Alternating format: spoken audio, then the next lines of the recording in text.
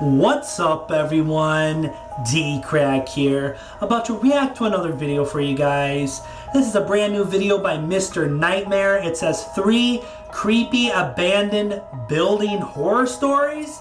Like I said, it's by Mr. Nightmare. I'll have a link to original video down below if you want to go check out some of his other videos.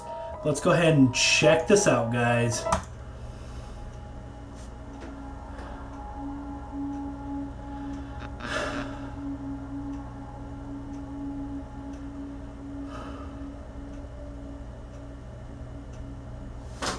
Reason the volume's not working? A long time ago, I very briefly lived with my good friend Ben on a quiet street in Northville, Michigan, perhaps notable for being close to Detroit. It wasn't the nicest house. There we go. Or block. Or area, for that matter. But the price was unbeatable for 2 broke young men like ourselves. Ben and I went way back to when we were like 9 years old. And at the time of this story, we worked the same job, and rooming together with him seemed like a great idea. On our first day there, we quickly figured out that the creepy-looking house across the street with the overgrown grass and bushes was abandoned, as were a lot of the houses around the area. In fact, something we somehow hadn't noticed before, there was even graffiti next to one of the front windows and on the fence. Our neighbors on one side seemed like creeps, and we didn't even want to approach them. The neighbor on the other side was an older dude, a very interesting, hippie-ish kind of guy. His name was Marv. He had long gray hair with a matching long gray beard. He seemed friendly at first, I guess, but also very weird and hard to talk to. We spoke with him on our second day there after Just work. Awkward neighbors. He told us the place had been abandoned for as long as he could remember. That night, with the sun almost set, while we were sitting on the front stoop smoking, I looked to the house across the street and felt a little tingle in my stomach out of shock. I stood up, threw my cigarette onto the floor and crushed it. Ben looked at me confused, and I pointed to the window across the street. There's someone in... I was pointing at a face, which I saw staring at me through the lone upstairs window of the house. Do you see that? There's someone at that window. Ben looks at the window immediately, but I saw the person move their head away before he could see it. It's weird. I explained to Ben that I didn't even know if it was a male or female, old or young. The glass was just too foggy. All I knew was that I saw the eyes, and they were staring at us. Ben told me I was legitimately creeping him out. He believed me. We ran over to Marv's house to tell him, but strangely he didn't answer his door, even though we saw him watching TV in his tiny, messy living room through the window. The fact that the guy wouldn't answer creeped us out even more. Dude, what the fuck is going on with this place? That's Ben creepy. Left, but the situation couldn't stay comical for long. Ben owned a katana. He brought it to mention and suggested we go across the street with it, break into the house from the backyard, and see what was going on. We were always adventurous, daring troublemakers as kids, so this was our natural response to the situation. After you see a creepy ass face. When it got dark, we went across the street to the backyard, broke off the board holding the back door shut, and entered the house. We both had heavy-duty flashlights with us to light up basically any room we were in. The house was dusty, decrepit, but surprisingly seemed to remain untouched from the inside. No graffiti or signs of vandalism anywhere. Still, the place was disturbingly creepy, and we immediately joked that we should get the fuck out of there. But we pressed on. The first floor was pathetically small like our own. A kitchen, a tiny living room, and a dining room. There was no basement and one closet. The first floor was clear. I hate abandoned buildings. We both agreed to check the upstairs.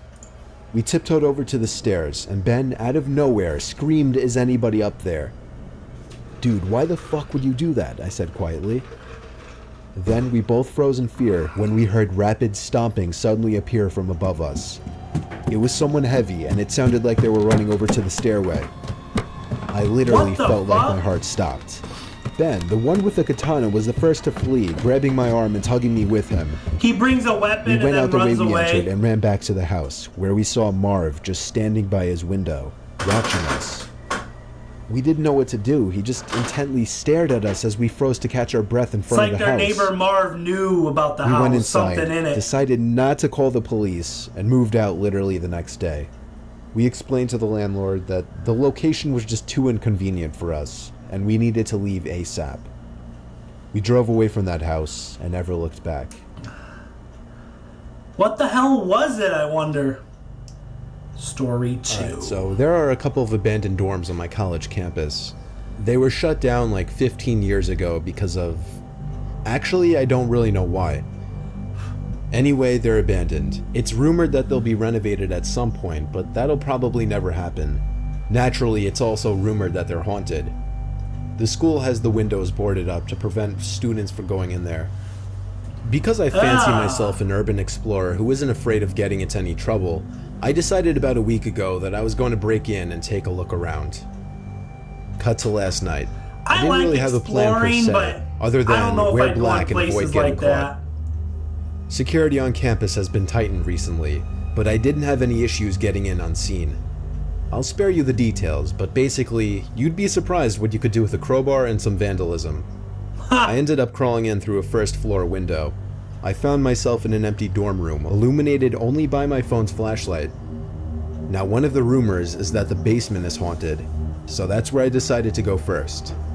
Is this At the guy time, by I thought I was some himself? ballsy explorer, but I can't even express how thoroughly scared shitless I was.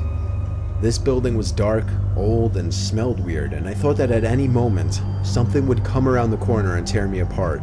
He should have It gone didn't with a help that my friend or phone battery something. was being sucked dry by the flashlight app, so I was forced to use it very conservatively. Foresight is not my forte. Anyway, the basement. There wasn't any alleged faceless man ghost, or at least not that I saw. But this is where shit starts to get weird. Let me just set the scene. I very carefully descend the stairs. I open the door at the bottom and step into, well, a room. A completely normal room, although a little colder and with a stickier floor than I would have preferred, but otherwise completely normal. I swept my flashlight across the opposite wall, and there was another This guy's door. an idiot. Why would you Probably go just in a there by laundry room, yourself? I thought. I'll go in there and take a look around and then get out of here before I piss myself. And then I could brag to my friends that I explored the basement of one of the abandoned dorms. But it wasn't the laundry room. I opened the door to a sea of red on the floor. There was a drain in the middle of the room, but it seemed to be clogged with various organic materials.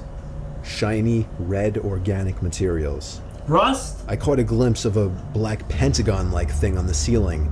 And then I fucking ran. Up the stairs, down the hall, and out of the window I Satanic busted rituals? earlier. Oh, hell no. I didn't stop running until I got back to my dorm. I laid in bed, wide awake, absolutely terrified. I managed to fall asleep sometime after my roommate left for class. I got up around 11 o'clock. I found a piece of paper that had been slipped under the door. Did you like what you saw? It was written in bright red ink. What the fuck? It's gotta be someone just fucking with me, but damn, they're good at it, because this legitimately creeped me out. I don't fuck with that satanic shit. I'm 16 years old and currently live next to a vacant house. Barely even a vacant house, more like abandoned. I never knew why the town never made an effort to fix it up and sell it. That never really bothered me though. I'm sure Not the until town has after a its recent reasons. disturbing event. My bedroom faces the neighboring house in question, and sometimes on hot nights when I had the window open, I would feel like I could hear voices or moaning type noises coming from the neighboring house. Sometimes I Moaning? even wondered if those sounds were teens sneaking into the house and having sex. And maybe they're But banging. one night, that changed. It was a Thursday night in July. I was on my bed playing video games home alone when I muted the TV, thinking I heard something from outside. I went to my window and literally gasped when I heard a brief scream coming from inside the abandoned house. It wasn't drawn out at all, it only lasted Hell about no. maybe a second, and I could just barely hear it. My adrenaline was rushing now, I wanted to get closer immediately. I shut off the lights and TV, took my airsoft gun as a mock weapon, and hopped the backyard fence over to the abandoned house's backyard. I knew the back door was left unlocked, since I had been in there before with friends. I simply opened the back sliding door quietly and crept inside just a bit to listen for any more sounds. There was a weird, steady, creaking type noise. It was very low, but it was evident. It was also as dark as it could get in there. I flicked on the light attachment on my airsoft gun and aimed it in front of me, actually feeling pretty cool for a moment. I now stepped fully into the house, and the sound grew except it's louder. an airsoft gun. I scanned the Yes. living room, completely empty, as were the other rooms on this floor. I crept over to the basement door, which was open. The sound was coming from down there. I felt my heart begin to race, and my gut instinct was telling me to turn around and leave now. No! But I guess my teen boy adrenaline and curiosity got the better of me. Oh, I took one step at a time down the Rule stairway number one is as you the don't go in creaking sound got creepy-ass louder. abandoned And buildings. when the opening to the basement especially finally the became dark-ass visible, I basement. aimed the gun light around the room. I froze when the light landed on something that was moving. It was a rocking chair. I got a serious pain in my stomach when I saw the back of somebody's head sitting in the rocking chair. When the light landed on them, the chair stopped rocking. I ran up the stairs, slammed the basement door shut, ran outside, slammed the back door shut, and locked my front and back door What after the getting back inside. fuck? I went to my room and stood at the window, watching the house. I then picked up the phone and called my dad. He seemed more surprised than concerned when I told him, confirming that nobody lives there. He calmly told me to get the police over there to check it out. When I hung up the phone, I looked out the window again. And right across from me, on the same level, there was somebody standing at the upstairs window of the abandoned house with the window open. Fuck no. I shut the blinds and called the police. They told me to keep watch through my window, and when I lifted the blinds back up, he was gone. Let I me just guess, hoped he was there's still no in the one house there by the when time the police cops got showed there. up. But of course, just my luck, the house was devoid of any people or Oh furniture. my gosh. Well, except for one thing. A single wooden rocking chair in the otherwise empty basement. Hell no. Oh shit. That was fucking creepy. Like this one got me a little more scared than some of his other videos. Like they're always scary, but this one is messed up. Alright guys, if you enjoyed this, make sure and smack the like button and subscribe if you're new. Like I said, this is by Mr. Nightmare. I'll have a link down below, so make sure and go show him some love and some support. But yeah guys, until next time, peace.